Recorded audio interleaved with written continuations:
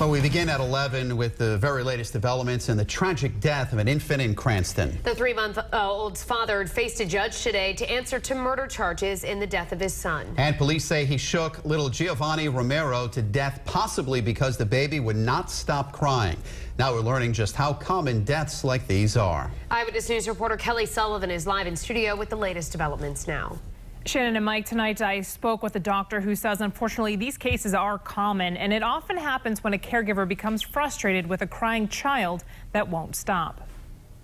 My father shouldn't do that to his son. Eddie Pena devastated over the death of his 3-month-old grandson, Giovanni Pena Romero. Police say it was no accident. The father, 24-year-old Elias Romero, allegedly shook the baby after it had been crying. The apartment was extremely hot.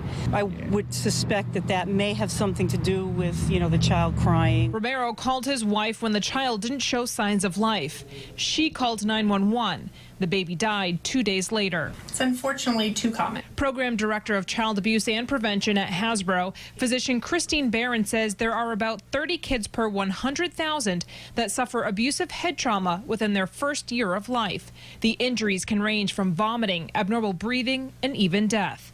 Barron says there are things caregivers can do when they get frustrated caring for a crying baby. All caregivers should feed a baby, change a baby, check the baby, and then allow them to be safely put into a crib and actually let them cry. They're not going to suffer any injuries from crying. It's really important to never, ever pick up an infant when you're frustrated. Simple steps, Barron says, that can prevent life-changing outcomes if a baby survives. It's the saddest thing to see an infant or young child who otherwise would develop normally, have a normal life, and really in a moment of time suffer such significant injuries that change all of that.